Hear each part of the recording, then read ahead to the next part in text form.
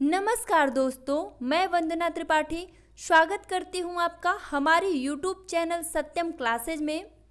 आज का टॉपिक होगा हमारा चतुस्संधि। चतुस्संधि पढ़ने से पहले हम व्यंजन संधि के दो संधियों को पढ़ चुके हैं, स्तुत्व संधि और ष्टुत्व संधि। तो ये जो व्यंजन संधियां हैं ये परीक्षा की दृष्टि से बहुत ही महत्वपूर्ण हैं। कभी कभी तो परीक्षाओं में सीधे इनसे प्रश्न पूछ लिए जाते हैं इनके सूत्रों के बारे में।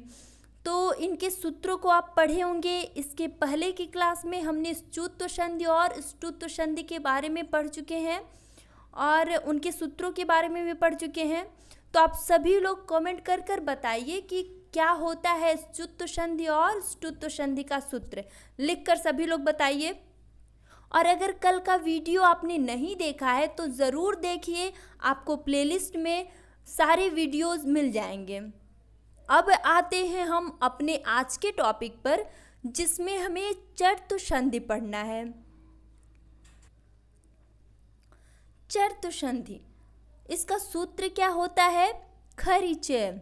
खरिचय को और अगर विस्तार में देखें हम तो क्या कह सकते हैं, क्या लिखेंगे? झलाम चरह स्यू खर परे। इसका अर्थ क्या होता है? तो झलाम का अर्थ होता है झल प्रत्याहार से, चरह चरह का अर्थ होता है चर प्रत्याहार से, और स्यू का अर्थ क्या होता है? होना चाहिए, और खर का अर्थ होता है खर प्रत्याहार से, और परे का अर्थ होता है बगल में। अर्थात क्या कह सकते हैं आप कि यदि झल से परे खर हो तो झलों के स्थान पर चर हो जाते हैं। ये झल क्या कहता है कि अगर मेरे बाद कोई भी खर वर्ड आता है तो मैं अपने आप को किस में परिवर्तित कर लूँगा? चर में परिवर्तित कर लूँगा। अब झल प्रत्याहार के अंतर्गत कौन कौन से वर्ड आते हैं? तो झल प्रत्याहार के अंतर्गत देखिए यहाँ लिखा है कि वर्गों के पहले वर्ड आते हैं और दूसरे वर्ड और तीसरे चौथे, इनके साथ तीनों से और है। झल प्रत्याहार के अंतर्गत कौन कौन से वर्ड आते हैं? पहले, दूसरे, तीसरे, चौथे, और ये तीनों से और है। तो अगर आप झल प्रत्याहार के अंतर्गत देखें तो माहेश्वर सूत्र में झभई से लेकर हल तक जितनी भी वर्ड आते हैं, जितनी भी इनका प्रत्याहार क्या बनाया जाएगा? झल प्रत्याहार बनेगा। तो इसके अंतर्गत जितने भी वर्ड आएंगे वो क्या हो जाएंगे? झल प्रत्याहार के अंतर्गत आएंगे। यहाँ देखे थे आप कि अंतिम वर्ड को नहीं जोड़ा जाता है और अंतिम वर्ड को छोड़कर जितने भी वर्ड आते हैं उन सभी को प्रत्याहार के अंतर्गत गिना जाता है।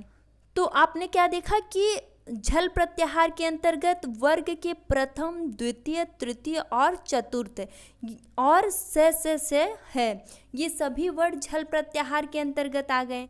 और अब अगर चर प्रत्याहार के अंतर्गत देखें कौन कौन से वर्ड आते हैं तो आप देखेंगे चटतौ,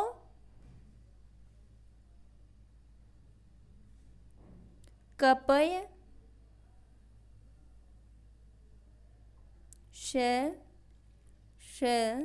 से और क्या आ जाएगा? रे। तो चर प्रत्याहार के अंतर्गत इतने आ गए, तो व को नहीं गिना जाएगा और य को नहीं गिना जाएगा और रे को नहीं गिना जाएगा। तो इन सभी को जब नहीं गिना जाएगा तो कौन कौन से बचेंगे? वर्ग के प्रथम अक्षर बचेंगे और ये तीनों से बचेंगे। तो चर प्रत्याहार के अंतर्गत कौन कौन से वर्ड आ गए? वर्ग के प्रथम अक्षर और तीनों से आ गए। अब खर प्रत्याहार के अंतर्गत कौन कौन से वर्ड आते हैं? आप देखेंगे कि खर प्रत्याहार इनके अंतर्गत कौन कौन से वर्ड आते हैं। तो आप यहाँ देखेंगे कि जहाँ चटतौ से गिने थे यहाँ ख से गिना जाएगा। खफ, छठ, थ, चटतव, क, प, य, श, रे। तो इसमें आप देखेंगे कि ये चटतौ व नहीं गिना जाएगा और य नहीं गिना जाएगा और र नहीं गिना जाएगा। इन सभी को नहीं गिना जाएगा। क्यों? क्योंकि ये अंतिम वर्ड हैं और आप क्या देखे थे, इस संज्ञा को नहीं गिना जाता है। खर प्रत्याहार के अंतर्गत कौन कौन से वर्ड आ गए फिर, तो आप यहाँ देखेंगे कि सभी वर्ग के जो दूसरे अक्षर हैं और पहले अक्षर हैं, ये दोनों और कौन, ये तीनों से आ गए। इनको और कुछ कहा जाता है क्या, आपको आप में से कोई बताए कि ये वर्ग के पहले अक्षर और वर्ग के दूसरे अक्षर और श इनको क्या कहा जाता है। तो इनको अघोष वर्ड भी कहा जाता है। ये सभी कौन होते हैं, वर्ग के पहले और दूसरे अघोष वर्ड भी होते हैं।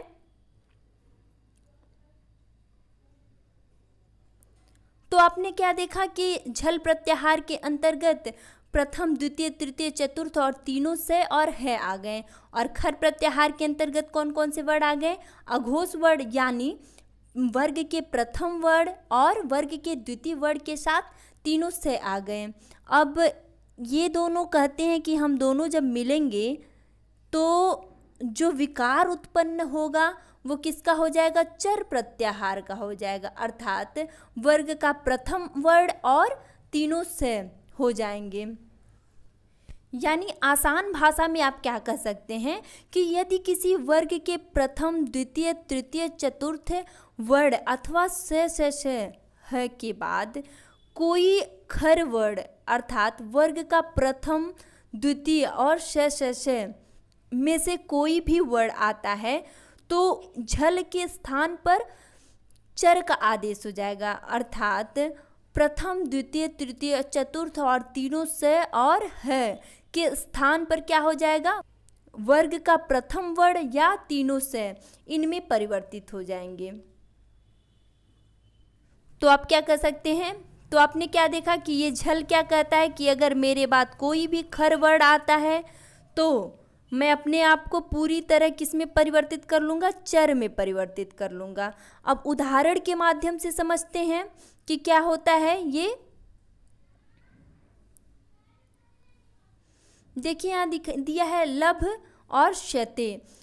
जैसे आपने अभी पढ़ा कि क वर्ग के चारों वर्डों में से कोई सा भी वर्ड आए तो वहाँ क्या होगा, वर्ग के पहले अक्षर का आदेश हो जाएगा, अर्थात क ख ग घ में से कोई भी वर्ड आता है उसके बाद खर प्रत्याहार के वर्ड आते हैं तो वहाँ क ख ग के स्थान पर क्या हो जाएगा, क का आदेश हो जाएगा। यानी आप क्या कर सकते हैं कि अगर च छ ज झ के बाद कोई खर वर्ड आते हैं तो वहाँ किसका आदेश हो जाएगा, वहाँ च का आदेश हो जाएगा। और क्या कर सकते हैं आपकी ट ठ ड ढ के बाद कोई खर वर्ड आते हैं तो वहाँ क्या होगा, वहाँ ट का आदेश हो जाएगा। इसी प्रकार क्या होगा, अगर त थ द ध के बाद कोई भी खर प्रत्याहार आता है तो उसमें किसका लोप हो जाएगा, उसमें झल का लोप हो जाएगा और उसकी जगह पे क्या आ जाएगा, उसकी जगह पे चर प्रत्याहार आ जाएगा। देखिए यहाँ भ है ना, ये क्या है, ये झल है और ये भी झल है। आप देखें कि ये चर में परिवर्तित हो गया है। झल के बाद अगर खर आया है तो ये चर में अपने आप को परिवर्तित कर लिया है। इसी प्रकार अगर प फ ब भ में से कोई भी वर्ड उनके बाद यदि खर प्रत्याहार का वर्ड आया है तो वहाँ क्या हो जाएगा, प का आदेश हो जाएगा। तो आपको इतनी बातें तो समझ में आ गई होंगी। अब देखिए उदाहरण समझते हैं। देखिए भ आपका क्या है, भ आपका झल प्रत्याहार है और यहाँ क्या है, खर है। तो इन दोनों का जब योग हुआ है तो क्या हो गया है, भ का लोप हो गया है, यानी झल प्रत्याहार का लोप हो गया है और चर प्रत्याहार का आदेश हो गया है। और यहाँ देखिए क्या है कि तत है ना, तो यहाँ त लास्ट में है तो यहाँ ये भी क्या है, झल प्रत्याहार है। झल प्रत्याहार के बाद कोई भी वर्ड आए, वो भी खर प्रत्याहार का वर्ड आए, झल जो है वो अपने आप को किस में परिवर्तित कर लेता है, तो वो चर प्रत्याहार में अपने आप को परिवर्तित कर लेता है। अब यहाँ क्या हो गया, देखिए ये झल चर में परिवर्तित हो गया और क्या हो गया, तत्कृतम बन गया। यहाँ देखिए ध, ये भी क्या है आपका, ये क्षुध क्या है, ये भी आपका है झल प्रत्याहार, ये भी क्या है, झल प्रत्याहार है। और यहाँ क्या है, ये जो है ये क्या है, खर प्रत्याहार है। खर प्रत्याहार के अंतर्गत ये वर्ड आते हैं। तो जब झल जो है वो खर से मिला तो झल का लोप हो गया और यहाँ क्या हो गया, चर का आदेश हो गया। तो क्या हो गया, क्षुत पिपासा। अगला देखिए उदाहरण देखते हैं क्या है, एक उदाहरण और देखिए, उद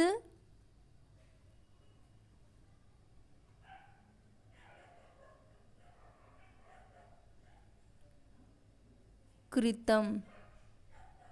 यहाँ देखिए दकार है ना, ये दकार है और आप जब इसको इससे मिलाएंगे खर प्रत्याहार से मिलेगा तो यहाँ क्या हो जाएगा, यहाँ द जो है ये झल है तो ये चर में परिवर्तित हो जाएगा तो इसके स्थान पर तय आ जाएगा।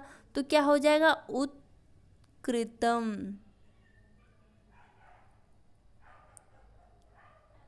अगला देखिए एक और उदाहरण देखिए, उद और थानम। यहाँ देखिए ये भी क्या है, झल है। अब झल प्रत्याहार जो है ये खर से मिलेगा, जब के बाद खर आएगा, इन दोनों का संधि कराएंगे तो क्या हो गया, ये झल का लोप हो गया और यहाँ क्या हो गया, चर का आदेश हो गया, अर्थात द के जगह पे क्या हो जाएगा, त आ जाएगा। तो क्या हो जाएगा, उत्थानम।